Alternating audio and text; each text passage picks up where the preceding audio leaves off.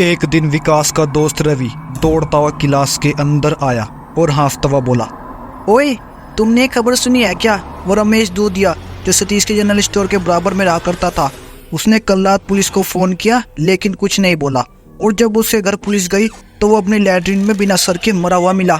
सच में? अगर ये सच है तो भाई ये तो बहुत डरावना है। विकास से सुनकर सदमे में पहुंच गया। सिर्फ डरावना? पूरे मोहल्ले की रेल बना रखी इस बात ने।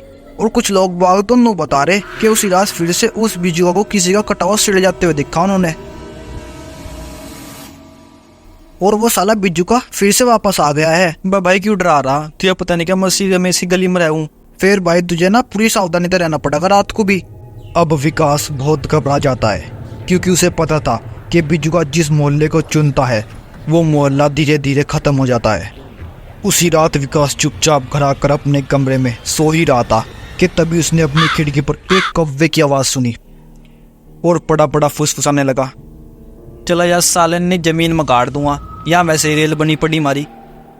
लेकिन तभी अचानक उसने किसी आदमी की आवाज सुनी जो उसी से कुछ कह रहा था, मेरे बच्चे, अब तेरी गर्दन की बारी है, याद रखना।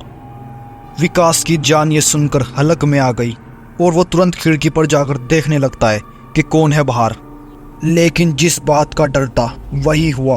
बिजू का उनके घर पर दस्तक दे चुका था और उसके हाथ में वो गंडासा भी था जिससे वो आदमी के सर काट देता है।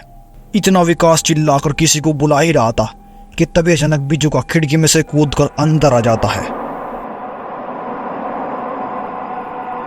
अब तुझे भी अपना सिर मुझे भेंट करना पड़ेगा। विकास को कुछ समझ नहीं आता, लेकिन तभी उसने अपना कंबल बिजुआ के ऊपर फेंककर वहां से भाग गया। बिजुआ ने भी अपनी मोटी बुद्धि लगाकर गंडासे से उस कंबल को फाड़ दिया और उसके पीछे भागने लगा। चारों तरफ मौत का संग्राम बस गया था। उधर विकास चिल्लाता हुआ लगातार भाग रहा था। चिल्लाने की आवाज सुनकर उसका बाप भी जाग जाता है और तुरंत अपनी बंदूक लेकर उस आवाज के पीछे भागने लगता है, जहां विकास रोता हुआ बोलता है, मार डालो पप्पू उस बिजुआ को। ये बात सुनकर विकास का बापू बिजुआ पर गोली चला ही रहा था, लेकिन तब तक बिजुआ खिड़की से कूदकर भाग जाता है।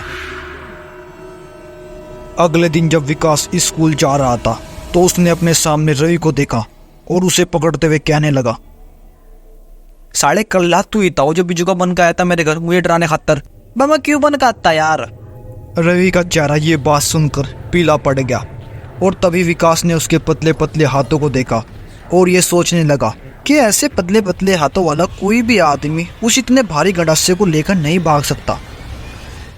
और फिर वे वो सब बात कर कर अपनी क्लास में आ जाते हैं, जहां उनकी मैडम कल रात घटी एक घटना के बारे में बताती है कि कल रात फिर से एक आदमी की लाश मिली जिसकी मुंडी धड़ से अलग थी और वो भी विकास के मोहल्ले का ही था।